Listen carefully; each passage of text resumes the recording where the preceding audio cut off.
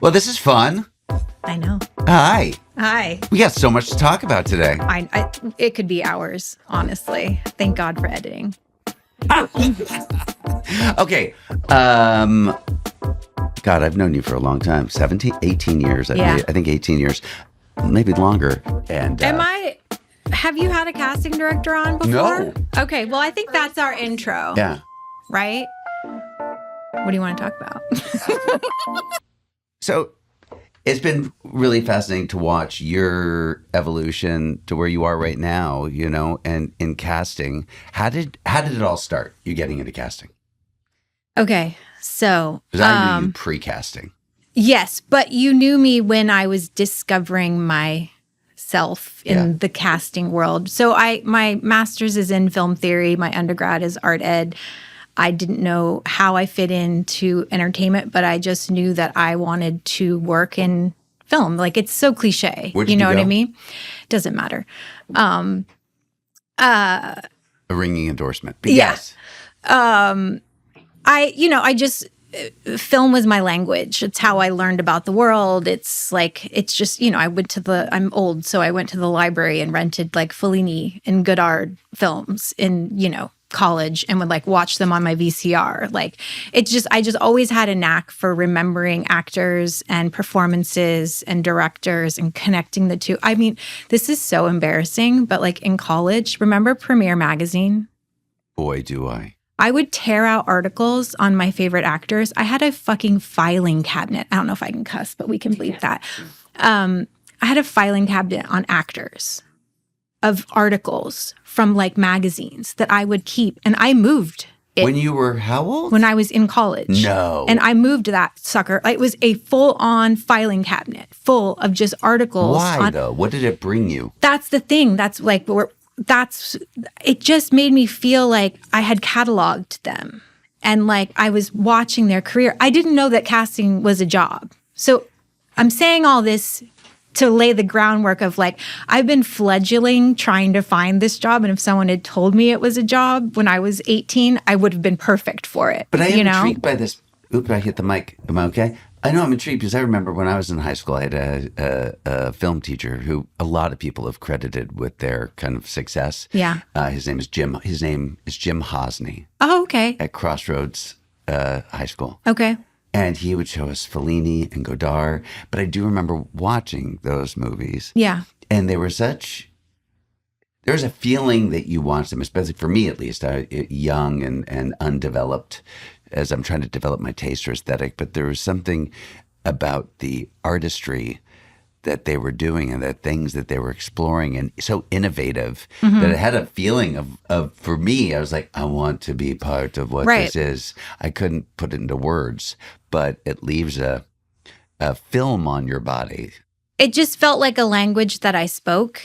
And no one taught me that language. I always say I was raised by wolves. I'm the oldest of 4. And like, I feel like I learned everything because I'm too stubborn to not do it and too stupid to pause before doing things. You know what I mean? I'm like, oh, I want to do that. Okay, I do that. And then you figure it out. I'm just kind of always led by that, which has gotten me to where I am now. But there was by saying like I was doing that in college, it's like there was always this seed of this job that I have now that was always there. I just never knew that it was a department. Okay. And so I was a makeup artist when I first got to LA. I was a painter before that in undergrad. So I was like, sure, I can paint on people's faces. We'll figure this out. And I did that. And I hate being on set because I'm very introverted. So like telling people they look pretty all day and like doing that for 18 hours is just like kill me. Sounds awful. So awful. So life chances happened and I got a job working as an assistant where you and I met. And that was the first time. I'm not an actor. I guess I should say that first. I'm not an actor. I don't have that gift. I don't have that drive. This even talking on camera right now is uncomfortable for me because it's just like that's not my natural state.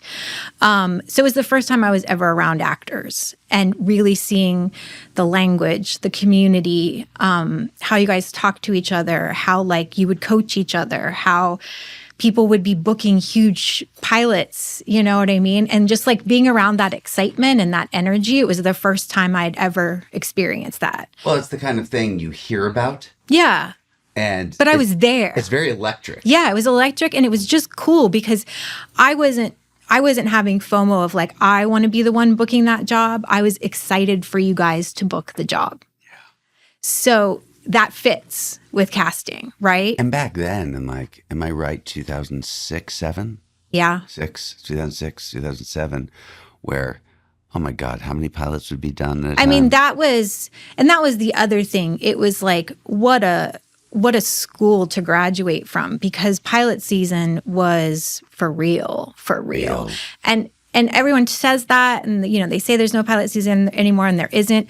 There will never be another time like that. Never. It was just like 12-hour days. Some pilots get done. It was crazy. 12 get picked. 10 it was crazy. Get picked up. As a coach, you know, you're coaching all day. All day. Everyone's going up. Like often different people are all going out for the same Can part. you get 15 minutes at 8:30 in the morning? Their 15 producer session is at 9. You know, like it's crazy. It was insane. So to be around all that, I just absorbed it. And I think because I didn't want to be an actor, it was helpful for me to more embrace the process and like be more of a viewer and a fan in that way. I don't say fan in a way of like I'm stalking people, but in like, I'm excited that you booked that. I'm excited that you came, you learned, you're off now, and you're working on your craft, that kind of thing. So it was just a matter of, from there, then I worked for Jeff Greenberg. I got an internship with him. He's well, before I go super. there, we should be honest that you and I had, we initially did not get along. That's so funny. We did not get along. Why did we not get along? You did not like me. See, this is where it's so funny because I did like you. I just didn't know how to talk to you. Right. Well, I think the thing is, what you ended up learning is I just cared too much. It was like the door would open and it was just dramatic. Do you have my sides for Tuesday night? And I was just always like, what is happening? What is happening Why? with this man? Because again, like this, that specific spot in time, there was just so much coming at us, you know? And it was all so new to me that I was just a sponge. So your energy coming in was like attaching to me. And I was just like, oh my God, he's so dramatic. Yeah, and see, you could have just told me to fuck off and I would have been fine. Well, once we got there, I think I did. Yeah, I think you basically did, but we could just talk it out. Like, I think once I started I think you felt like you weren't allowed to say it. Because the reality is you are allowed to say it. And it was actually my wife who brokered the truth. She sure did. It was literally at a party. Gabby was like, I love you. I love John. You two need to like each other. But that's a really important thing because when Gabby's like, you're wrong. Yeah. And then to both of us, yeah. You're wrong. You're wrong. You should both be friends. We did go to blows. That's funny. This is so stupid. And then the next thing you know, it switched in a day. It was just that like tiny, which is such a cool thing to like, you know, as we grow and have relationships with people, to know that like your first impression or like a way that you communicate with somebody could actually grow from that. Because now we're sitting here. Well, what's really interesting, if you think about it, you and I cast each other wrong. We got each other wrong. I thought you were different than you actually were, and you thought I was different than I was. Like you did not know I had the bandwidth to be told to fuck off or to have that turn. I thought you'd start crying. And then I was like, I don't know whether how she's gonna be able to have this shift. We were anticipating. We were anticipating, wrong. And we just weren't reading it, which is also usually my strength is being able to read somebody. I'm a casting director. And I wasn't reading. We weren't reading each other. Oh my God, that is the intro. We are blind. You somehow we both lie in each other's blind spots. Yeah. That's really fascinating. And then I was like, oh, he's a Leo. I get it now. I'm a Leo. Yeah, that is funny though. That's wild times, man. It is just really wild weird when you sit times. next to someone in class and someone goes, what's your birthday? You tell them like, of course. You're like, I do hate that, of course. It's like, why am I an of course? Well, we follow in a... I was having this conversation with a friend and he was like, I've dated a lot of girls in LA. I know a lot about astrology. And it just made me laugh because it was so honest. It was so honest. Like, yeah, that checks. So then anyway, you were Okay. there and we both learned, you were around that world. Mm-hmm. And then our beloved Patrick Kavanaugh, Mm-hmm. who you Amazing guys dated actor. once Yeah. many years ago. Yeah. And that says something that you guys are still so close. And you're good friends with His wife lovely is wife, like Helen. one of my good friends. Who's Yeah. a wonderful human. And then he helped you get a job with Jeff Greenberg. Yeah, it was a random, he had auditioned that day and heard that Jeff was looking for an intern. It was literally like that. Again, just like we talk about sliding doors, and stuff. And it was just like I happened to be standing there and I didn't know enough to be scared. So I said yes. I mean, my first day with Jeff on a pilot, was being handed a phone, a landline, of course. But just here you go, answer it. Just say casting. That was my intro to casting. And then it just would be we would have sessions and everybody that I knew from my job before that was coming in to audition for him. And every single actor would be it was like Whitney Cummings. It was everybody would be Amey Rene, what are you doing here? I'm I'm doing casting now. And Jeff was just how do you know all these actors? And I'm oh, I know a lot of actors. Yeah. So it was kind of all these light bulb moments at the beginning, but then trying to figure out I wasn't a spring chicken when I started casting. It was kind of a later in life thing by the time I actually found it. So I was kind of starting as an assistant. Not that late, but yeah. I would say I was 5 to 7 years behind people that are probably same age as me. Sure. But you probably already knew more people than some of the people. Probably. So, yeah. I had strengths and weaknesses here and there. But as far as a trajectory, it was like I said, my first job was an internship. I had to get a restaurant job at night. When we first started with Modern Family, all those actors would come into the restaurant I worked at night. And I'd be like, guys want some tacos? That's amazing. So yeah, Jesse and Eric, they were customers. So it was a really weird time of oh shit, I found this thing that makes sense to me. When did you discover that you actually had a talent for it? Because you could have gotten that job and then just realized, I don't see it. Wouldn't know where to place this person. When did the algorithm start it's to make because sense? of my curiosity of it. Justine Hempy was one of Jeff's associates at that point, amazing casting director. And honestly, her just saying, this is what this is how you do this. I wanted to learn more. Okay. And the curiosity of that, of this is how a session works. This is how an audition works. This is how you give redirect. This is how you talk to an agent or a manager. This is how you do an avail check. Those things were exciting to me because I was starting to have my hand in the shape of what eventually is storytelling in whatever capacity that is, whether it's a film or a TV show or, short film, whatever. I was starting to have my hand in it. Is that the kind of thing where you're excited to get dressed in the morning to Hell, go to work? yeah. Where it's a little bit of that little magical feeling of Christmas. Schlepping from Silver Lake to Fox Studios every day, for a 10-hour day. And yes, I was happy to do it. I was on the lot. You know what I mean? That means you're doing the right thing. It was just, people always say that when you do what you love, you never work a day in your life. And I know that's said, but it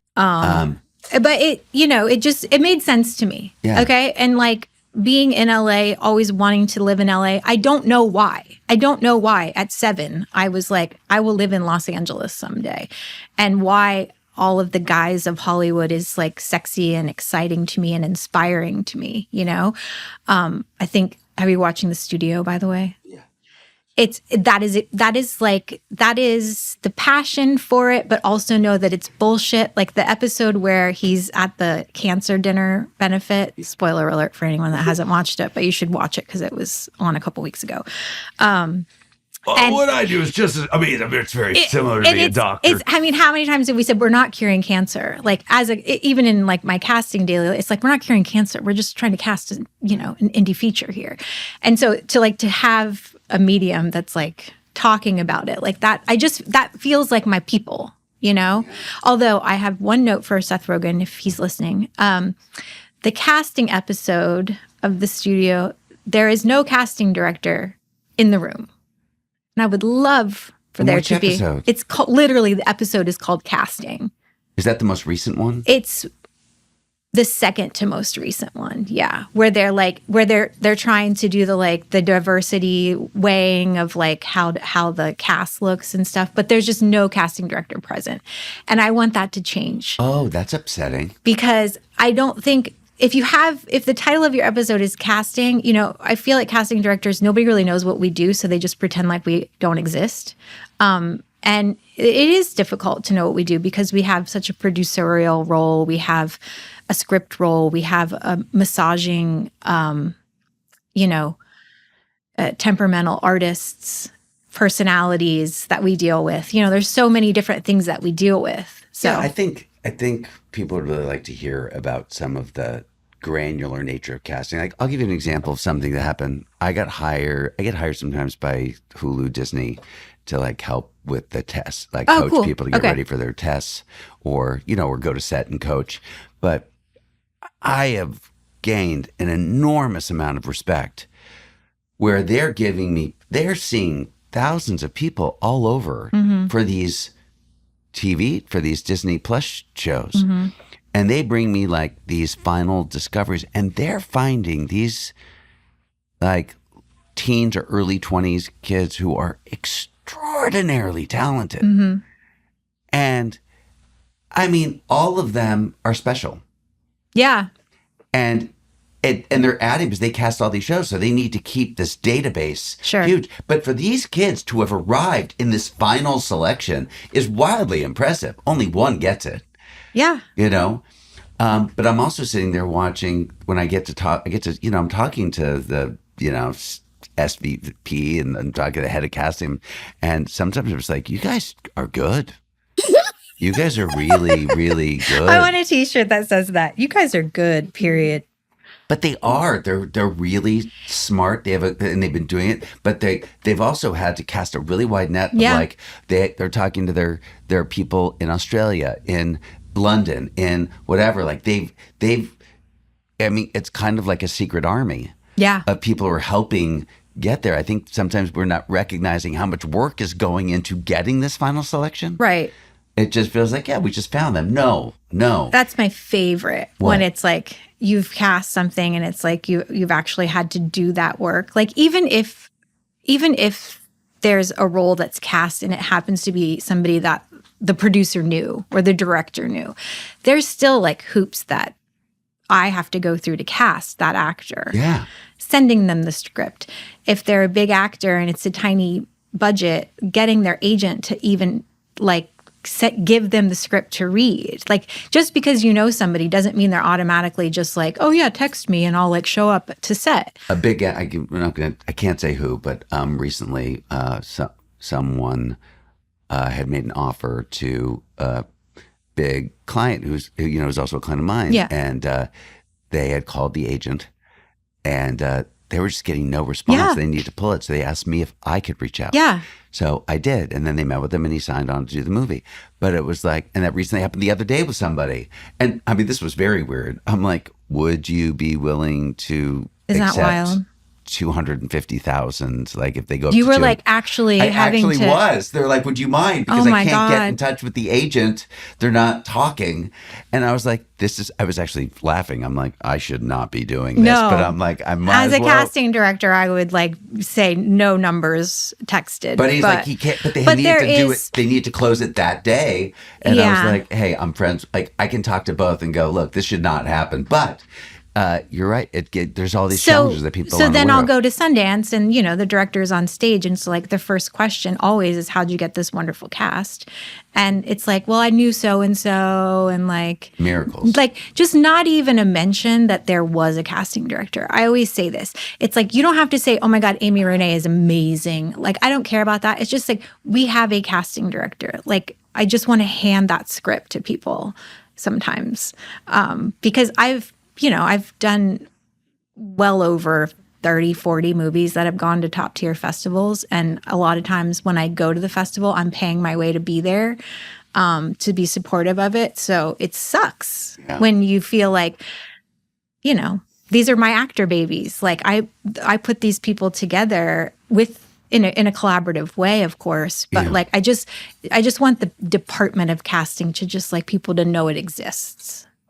To know that you guys do a substantial amount of work. If there was a light that went out, there would be someone in the lighting department that would come swap it out. A PA would not swap the light out. Like, so if it's a casting decision, a casting director should at least be in the room. Does casting sometimes feel thankless regarding that part? Because I wonder, it's like you only really notice casting if it's done poorly. I was going to say if it's bad. Yeah, well, you don't it's bad because if a thing's good, like, God, everyone was that good. Actor's so good. That director's so good. Yeah.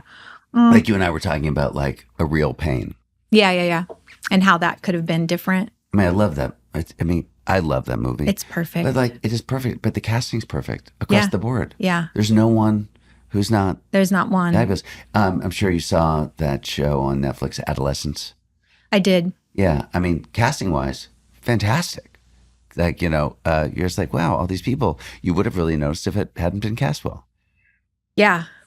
Yeah, and I mean that's also a challenge for a casting director because you're not just auditioning kids. You're auditioning a kid that can do a scene in one take and doesn't have any experience. Yeah. And doing that on an indie level is extremely challenging because I don't have those resources of having, being able to afford casting directors in other Everywhere. cities that can also be helping to comb for that. So yeah, let's talk about the indie casting process. I mean, I know there's no one thing, but I mean, like right now, are you ever responsible for helping with the financing, for bridging, for putting together people? Of course. Yeah. Of course you are. So at this point, I would say where I'm at is that people can look at my IMDb and see the casts that I've collected and be like, there's a taste level there. Yeah. You know what I mean? It doesn't necessarily mean you've seen the movie because you probably haven't, but I work with a lot of first-time filmmakers. I work with a lot of writer-directors. I work with a lot of actors that are moving into director's seat. So there's a creative element in it from that perspective of the casting of it. So I'm always having to look at it as like a package, I could have the best script in the world, but if the director hasn't done anything, they don't have any money, and we don't know anyone that we could get attached to it, it's very it beats me down because I can't make that. I can't do a magic wand. And a lot of times the unicorns they're looking for, there's only 5 of them, and all 5 of them were just on White Lotus, and they're not doing a $1 million indie with a director who hasn't proven themselves yet. My goal is always that I will continue to work with a team and rise as they do, which I have with certain directors already. But like, that's always the goal. But it's like, just getting that first call to CAA or one of the 3-letter agencies of like, hey, I had this movie, the script's really great, the director hasn't done anything yet, and we don't have any money. We're looking for attachments. It's like click. So it's looking at even if you get them, then it's like it's a week off my schedule, but we got to shoot here. The days don't match. Well, I can't tell you how many times I've gotten casts attached, and then the financing never comes through. So people are attached. Been happening more and more too. This is the pivot. This is like where we're at now, past 2019 of like the free for all of everybody working just like mad crazy, and then COVID, and then the strikes. This is where we're at now. Is that money is just not being handed out freely, just to make stuff because they want content. It's so funneled now. So I've had 2 clients who were set to shoot. Like they were a month and a half out. They had a certain portion, but that last portion, which is still substantial, just even though promised, not given. And then when that happens, agents are more or less likely to put up their people to even send them the script to read it for interest because they're not going to want to deal with all of that and scheduling and everything. People want things easy. Because they don't yet. Because at least I had one producer friend of mine say, like, they don't know how to they're not certain of how to monetize the project. And if you don't know how to monetize the project, it's hard. That's what's delaying it. Yeah, and I didn't sign up to figure out financing. I know. You're the creative. I prefer to be a creative, Yes. but I've had to learn how to be a producer. And that's something my husband yells at me all the time about is like, he's like, you should be getting a producer credit on this. And it's not about like having an ego about it. It's just like we do a lot of heavy lifting at the top. And it makes or breaks things. That's not the fun part for you. The deal making, the like, the trying to like, you know, the fun thing for me is when magic happens and either somebody reads or it's somebody I've had my eye on and they're available and they read the script and they see it in the same way I do and they say, yes, I'll meet with your director. And then they meet with the director and they're like, they're fucking doing this movie. That is so cool, you know? The other, all of the other stuff is just stuff that I've had to learn how to do and manage. And I try to do it with a smile and I try to do it nicely, so that you know, agents, at least when they know Amey Rene's calling, it's like never for a lot of money, but it's like maybe it's an Indie Spirit Award nom for a client that doesn't usually get to walk that carpet. And that's what I try to lead with. I'll tell you a quick story. You want to know what you think about this. Okay. So Michael Tennant and Britt Rensler, they wrote a movie called Pretty Problems. It was supposed to be shot earlier. Pandemic delayed it, but then they still made it. They basically, very low budget, really well done. They end up casting all people they've been in class with, JRS people, great actors, all fabulous actors. Ended up winning the audience award at South, the jury award at South by Southwest, and had a theatrical release, did well. And one thing Michael had said when it came, because he had produced a lot of things beforehand, he said, which I thought was really interesting. He's like, when you're shooting on such a brief amount of time, sometimes when you make an offer to an actor and, you know, you give them a lot of money or whatever it is for them to come in, you know, you don't know how prepared they're going to come be. You don't know if they're going to come ready to go. And he just knew that they had no room. So he needed to cast people he knew exactly. What's that? Yeah. He trusted. Trusted 100%. They were going to be ready, locked and loaded. We're shooting it in whatever, I don't know how many days. Have you found sometimes that can be problematic? Is that when you are, I think I get scared of the offering sometimes. Yeah, because it's a conversation. Because basically I'm making my team speed date. Yeah.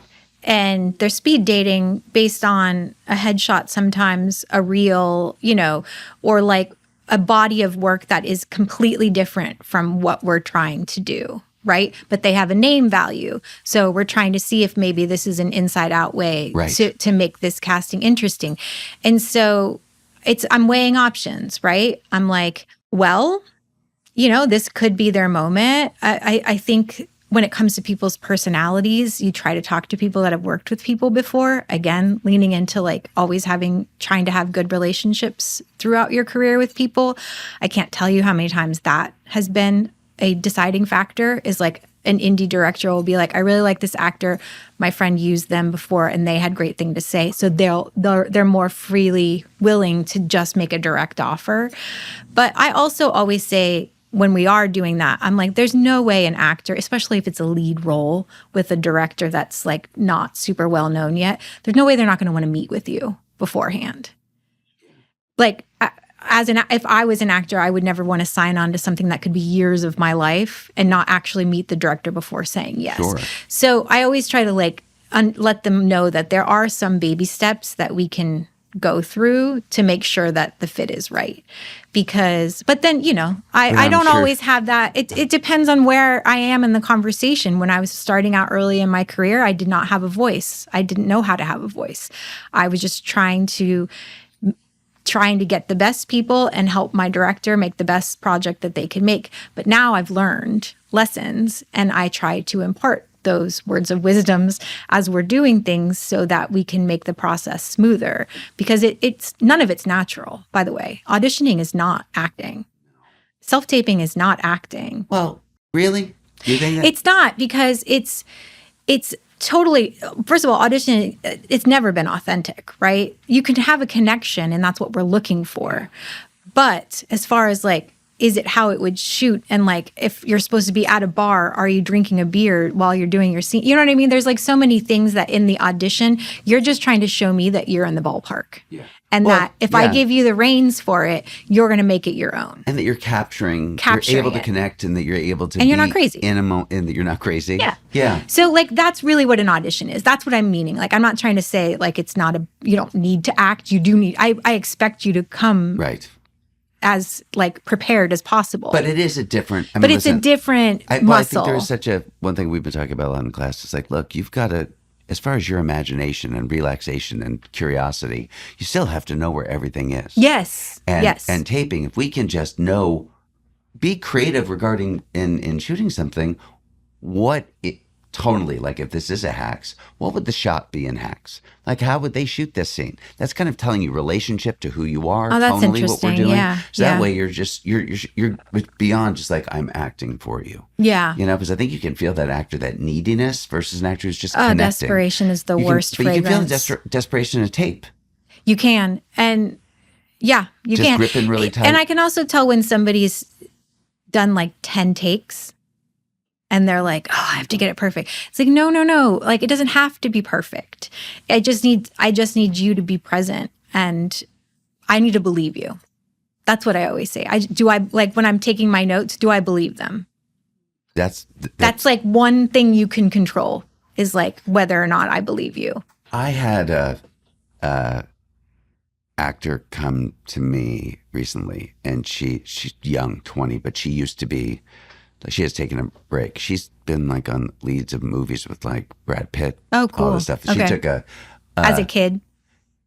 Yeah, but like young teen. Okay. But she took a break for her brain and just wanting to be a normal person. And yeah. I mean, you would love this human. You can't not. She comes in to work on this thing. She's like getting back on the on the treadmill. I don't know. The treadmill of life. She got offered something, I think, or I don't know whether she auditioned, but it's for short. It's good. But she's like, I don't think I know how to act anymore. And I said, what do you mean? She's like, well, when I was on set, you know, as a, you know, when I was younger, she's still only 20. She's like, everything was real to me. Yeah. And now that must be a mind fuck. Real to me. Yeah. And I went, God, that is profound what you just said. But what a great thing to notice it, because now we know what to fix. And then the funny thing is, in the coaching, it was actually a fairly easy adjustment. Yeah. I just made one thing real to her.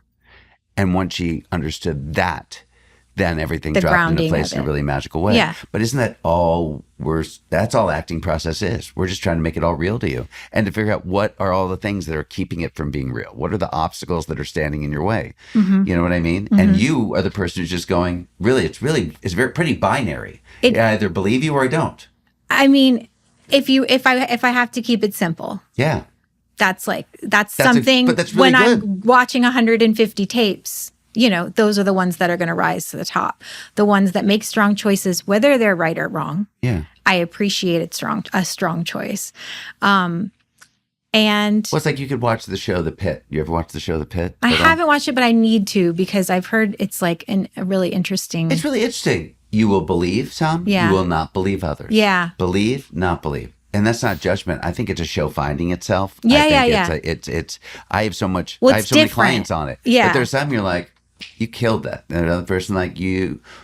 There's so many things. But it does take. The one thing about self tape, which I think is really important, is when it comes to self tape, you're everything. Mm-hmm. You know, it's never. You're the DP. You know. I know. You're all that. But when you're on a TV show, there's so many people that are contributing to whether it works or not. Right.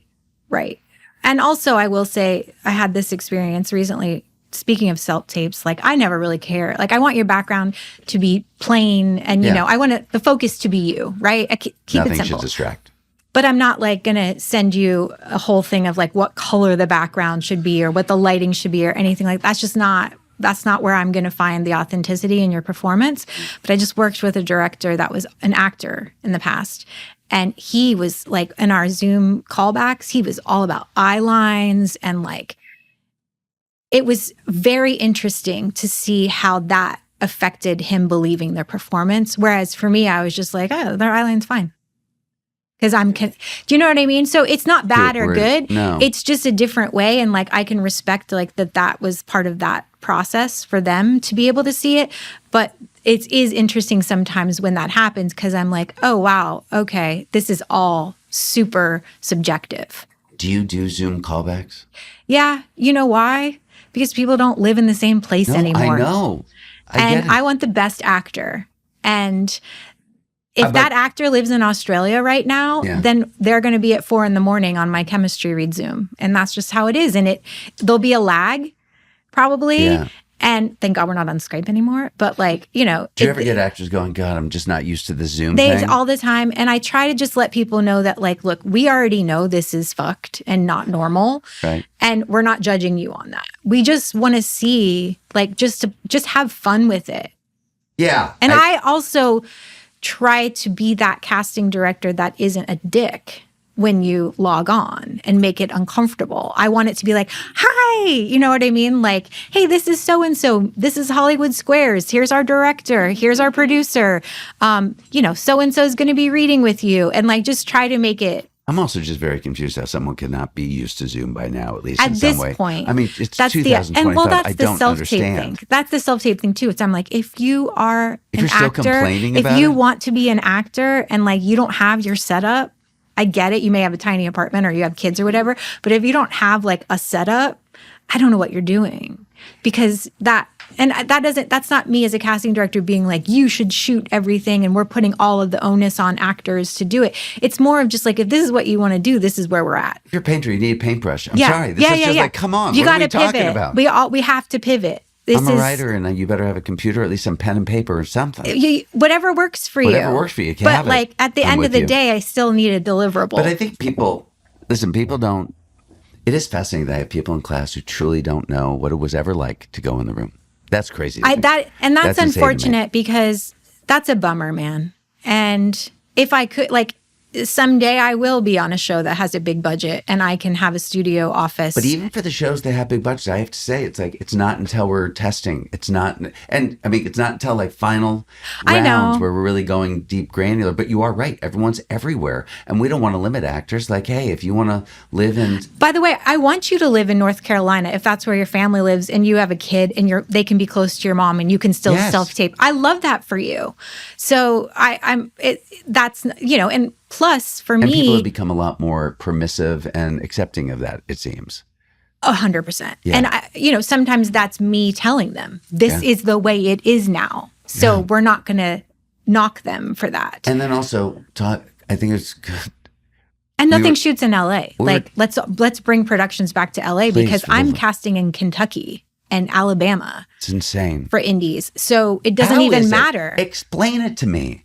How California has allowed this to happen. I don't understand. I'm angry. I know.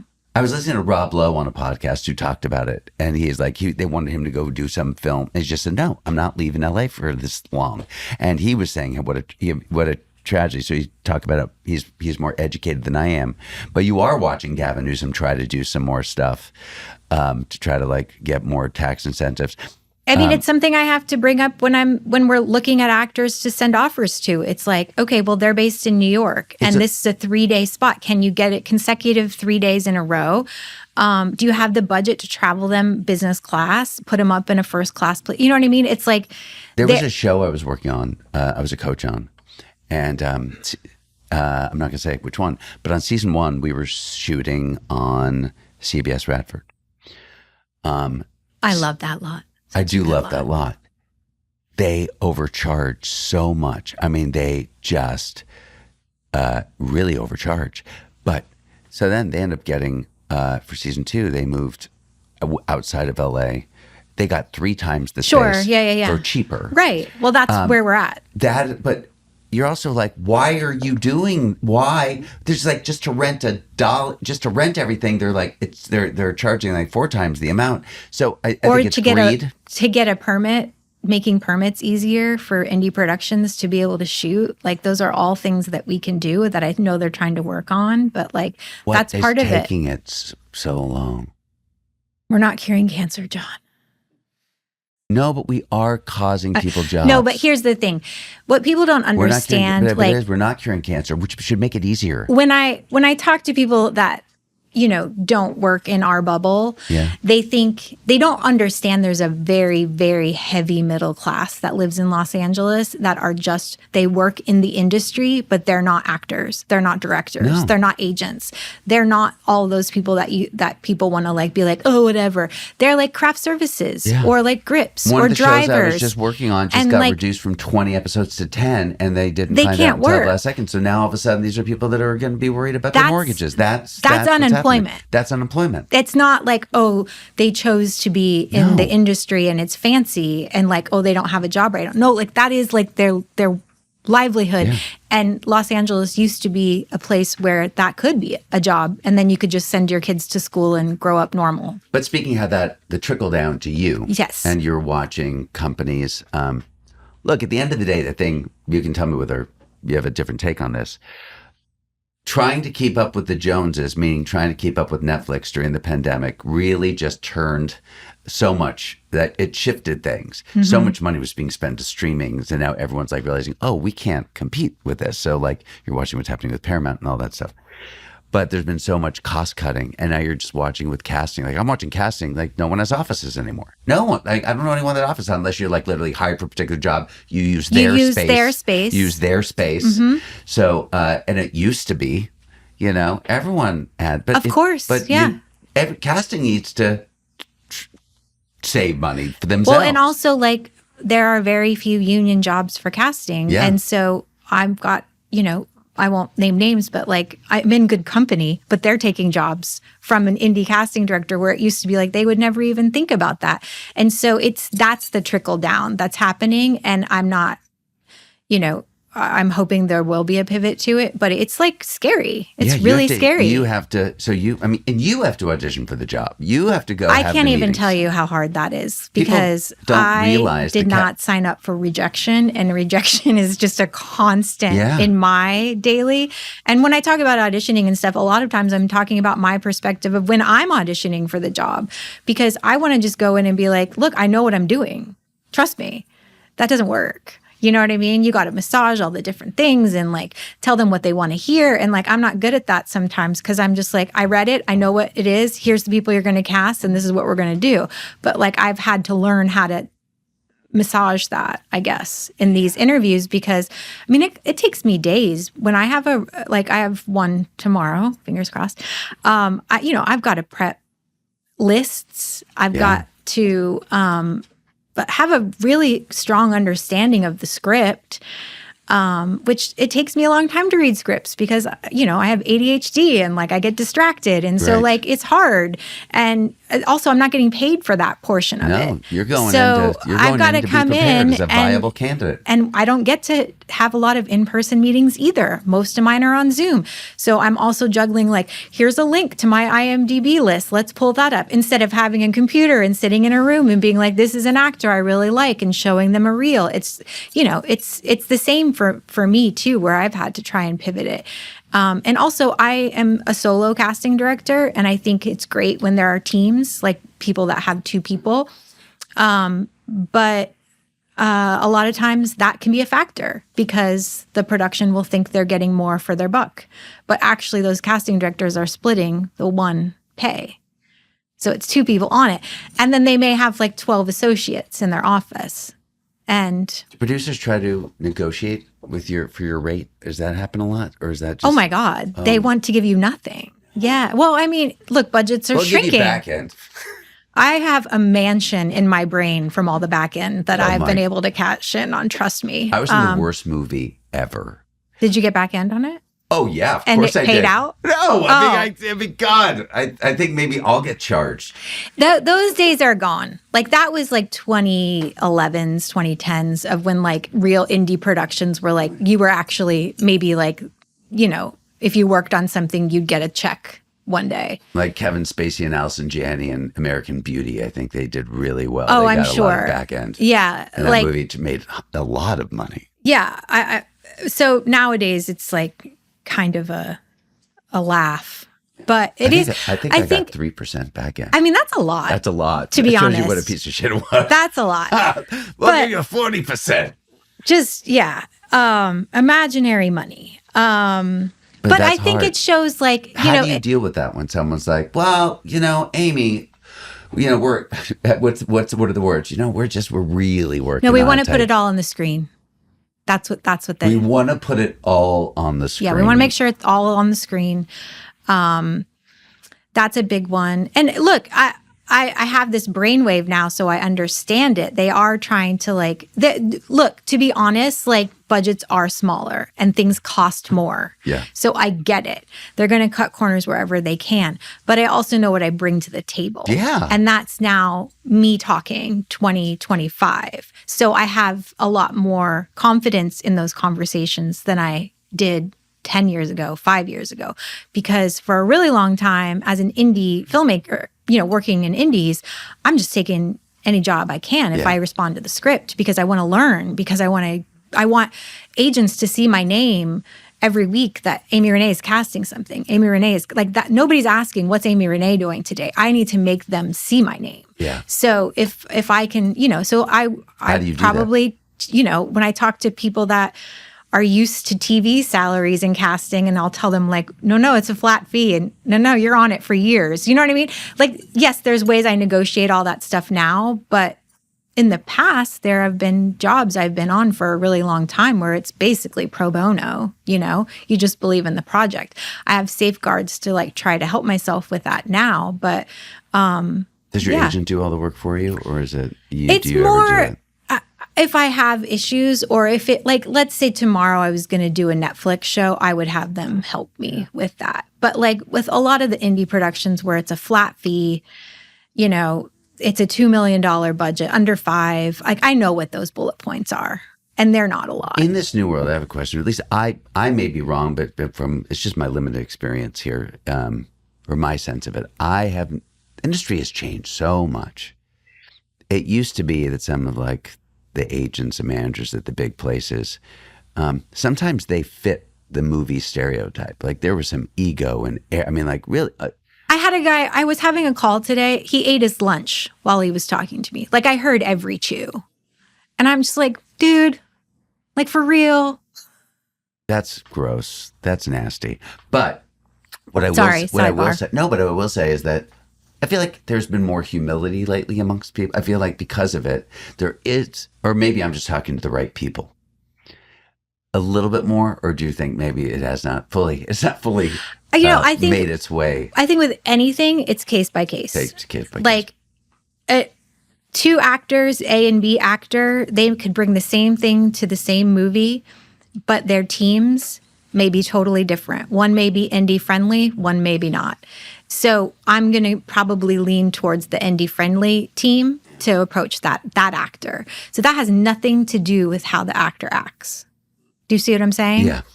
And it's more about like who is accessible, who is open to like different kinds of projects.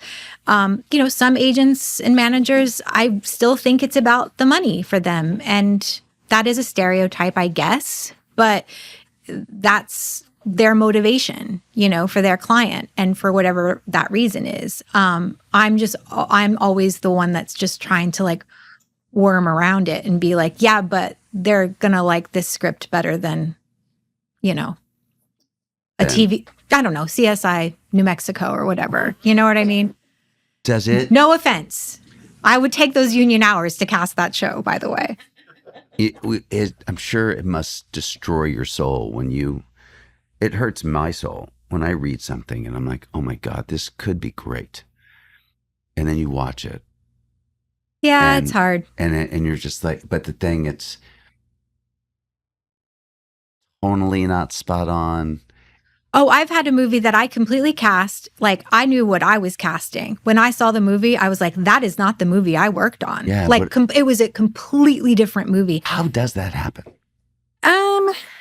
For me, probably not really understanding what they were doing, but also like it was a specific personality of the director. So, I've learned from that on like how to make sure I understand what their vision and their tone is if it's unclear.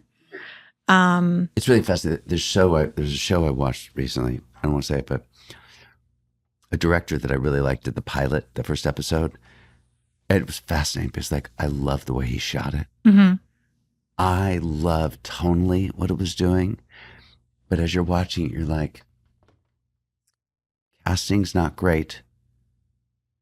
Needs better writing. You had notes.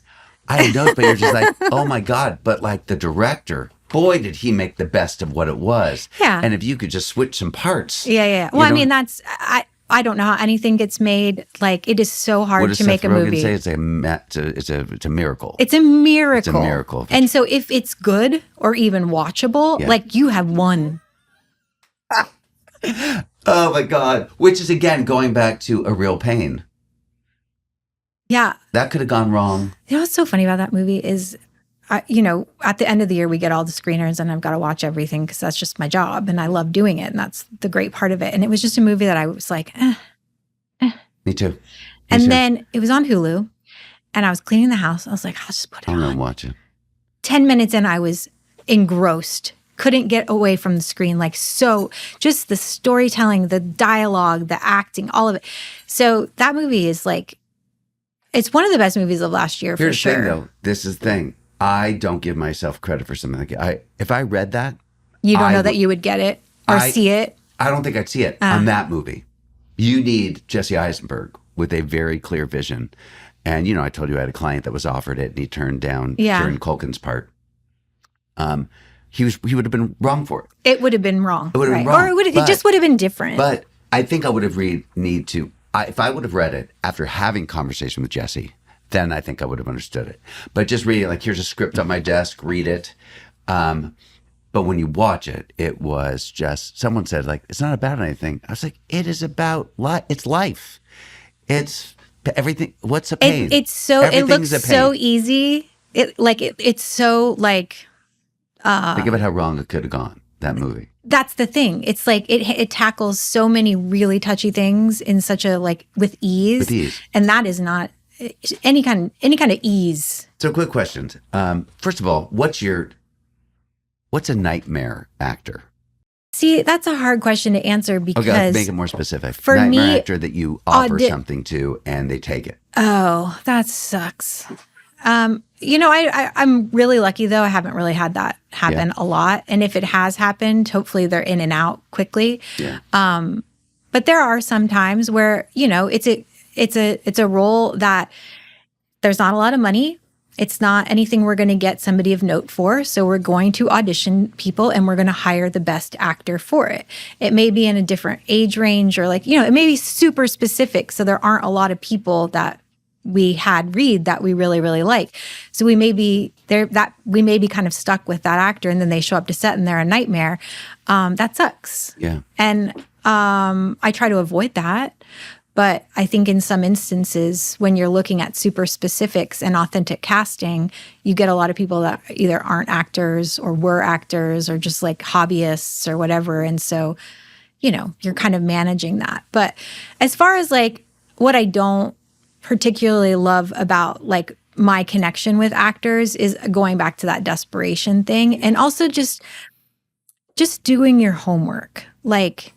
If you get an audition, you've already won because I've most likely sifted through 4,000 headshots to give you an EcoCast. You know what I'm saying? And so then I'm not saying I'm anything great, but if you Googled or if you put my name into IMDb just as the casting director only, you could probably see oh, she works in indie films. She goes to Sundance a lot. Okay, I can see that might be something worthwhile because it might be a good place to plant some seeds for relationships. Just doing those kinds of things, it's shocking that people just don't really do that kind of stuff. And whenever I say like, I say that kind of stuff to like, groups of actors like, oh, how could you not? And then, No, I know. it is. I And know. so like you have to be so good, so great, so prepared, and so lucky to be in that right place. It's also even when you do show that tape to the producer or whatever, they've got to be in the right mood. They might have this. I used to always say this to actors, like, do not take anything personally, because we maybe have been in a marathon session and they're all hungry You have no because they're idea. waiting for lunch. But that's what they're like. You have no. None. A guy in class last night, someone was saying like he had a meeting with Innovative, and like they were like cold and weren't saying anything. And Well, what do you expect? You have to bring it to it. He said they're cold. And he's like, God damn it, I can't fucking believe. And then they called later. They loved you and they want you. Yeah. And, he's like, and then I loved them. Yeah. But like you have no idea. You don't. You can only control. So you like, don't know what the company meeting happened. You don't know if when someone's sick. You have no idea. So that's nightmare. But what about? This is, remember that casting director who got in who was overly. I thought it was really irresponsible the way they were talking about watching tapes. Like, I watched it for 4 seconds. I feel like it was flippant and they didn't think through it. But also, I don't think they were lying. No, but let me say this. Tell me okay, well, I would love to hear your take on this. This is my thought about tape. You can immediately look at a tape and go, this person is not even close to what this part is. Like, one, just wise, I know that you're not the part. But maybe you'll start to see something interesting and you'll catalog that. Yeah. Or sometimes you immediately know this is going to be a bad tape. Yeah. And like, it's going to be really bad. And I type in OMG. What is happening? OMG. But you don't need to watch a minute of that. You can know within a few seconds, like, oh God. That's just working smarter, not harder. Yeah. But that's when it comes to like how you're managing your time management. Yeah. Well, I deal with that, but I assign everyone to self-tape for a class. And like last night, there was tape, and I was like, after 3 seconds, I was like, you know what you're doing, right? What? He's like, there was a voice. I was like, you're falling into, you're going back to a bad habit. You're playing an idea. I was like, that's not your authentic voice. I don't need to watch the entire tape. I think it's also too interesting piece that is probably not being looked at is that a lot of times those ones where we are kind of just like seeing a little bit and then knowing they're not right is because it's so blatantly obvious that they are terrible, not prepared, not right, don't look like their headshot. So like that's what I'm talking about. It's not like an actor giving it their all. That's I'm not giving them the time to watch their performance. It's like, it's clear that they never should have taped for it in the first place. Well, we are living in this new trolling world, which I don't understand, where they hear that one thing that feels very incendiary and they're like, I cannot believe you said that. It's like, wait a second. In the full context, I would love all of these people who are complaining about that 4-second principle. And by the way, I get it. If I put my heart and soul into a tape and you only watched it for 4 seconds, and I'm a talented being, I'm like, I am insulted. I love my tape. Yeah, and I worked really hard. But if you taped it on the toilet, and you don't know your lines, you're like, reading, you're going like this because you're not. You clearly have not prepared at all, or worked on your craft in any way. That's what I'm talking about. Yeah, you're actually, you should actually pay me to watch. Like then, well, you took an opportunity away from somebody else that could have had a shot. Away, and you were asking me to spend time on something you did not spend time on. So why am I the one? Why am I giving you an extra, extra lift when you didn't do the research? That's what I'm talking about. With actors, that would literally be like you going to that meeting, not have any idea who anybody was, not read the script.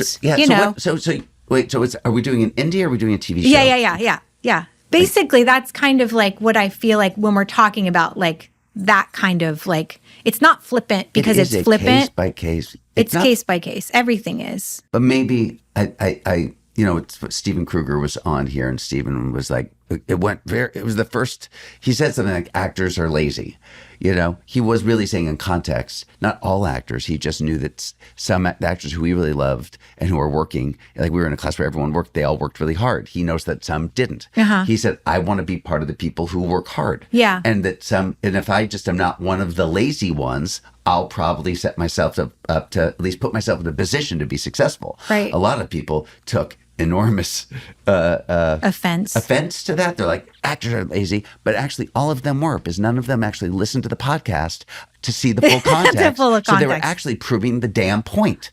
So what's so fascinating about that, if something doesn't apply to you, why are you upset? No, but if it doesn't apply to you, why are you upset? I don't understand.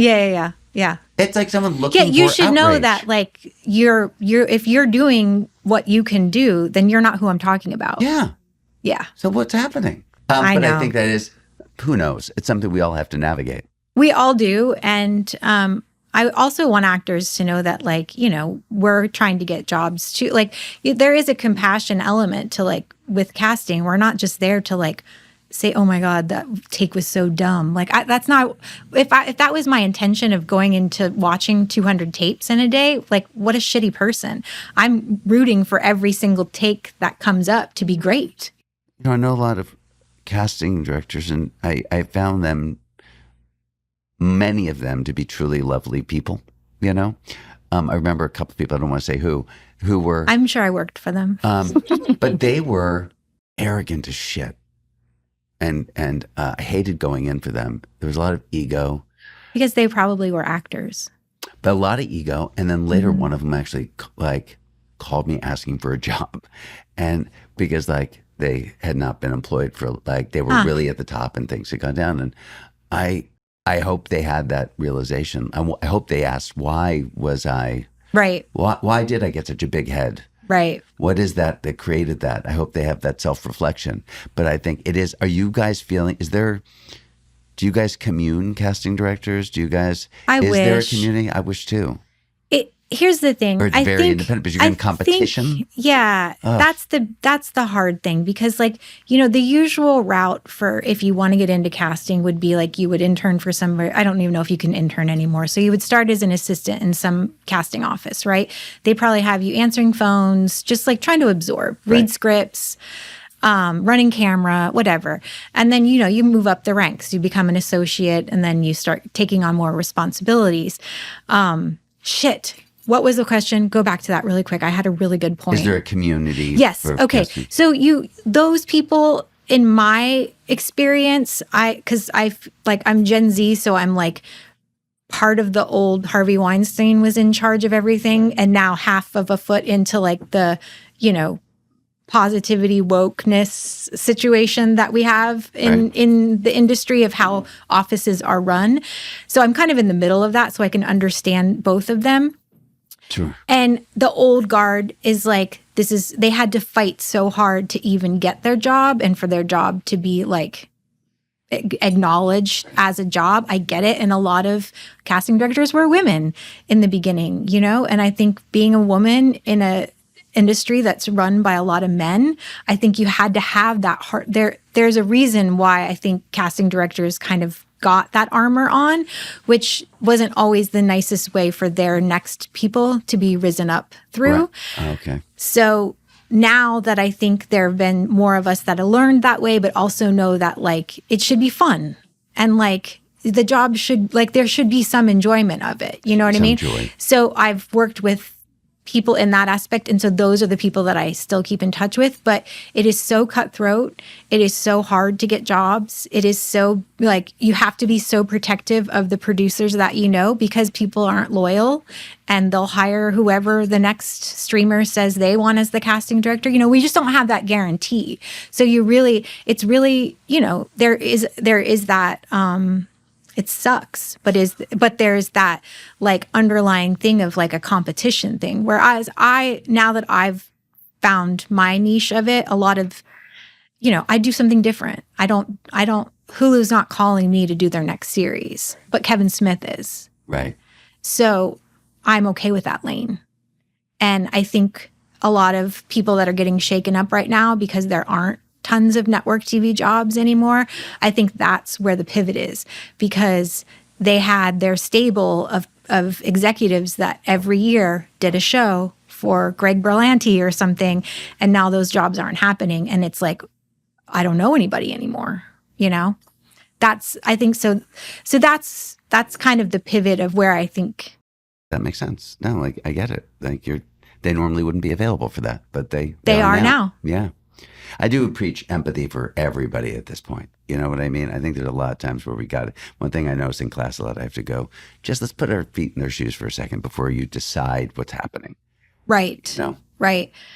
People are stretched. I love it when I have actors as my readers, because I don't want to read in auditions, because I feel like I should have an actor doing that, because I feel like they see for a second how much of it is out of your control. Because when you're in class every week, you know, you're doing the work, man. And so it seems like it's a team, like us against them, casting versus you, of like what you're up. And it's really not. You like, really are rooting for everybody. It's really like sometimes there's so many different boxes that need to be checked that are out of my control, that all I'm trying to do is just, you know, show them the 5 houses that fit like some of the things that they were looking for. Do you want a ranch? Do you want modern style? Do you want to live in the valley? You know, do you want to live in Silver Lake? Do you want to be in the hills? Like, I'm trying to show them the best versions of those houses. And that's what I can control. So as an actor, you have even less control over that. It just has to be who you are. This was awesome. Whew. Come back again. I know. I love it. I love chatting with you always. Yeah, this is very fun. And I love my job. So anytime I can talk about it and help people to kind of understand the break, you know, any kind of like stigma of like what it is that we do, or like how, or even if somebody listens to this and they're like, you know what, casting sounds like what I am supposed to do. I think that's awesome, because I wish somebody would have told me that it existed. I'd be a lot further on.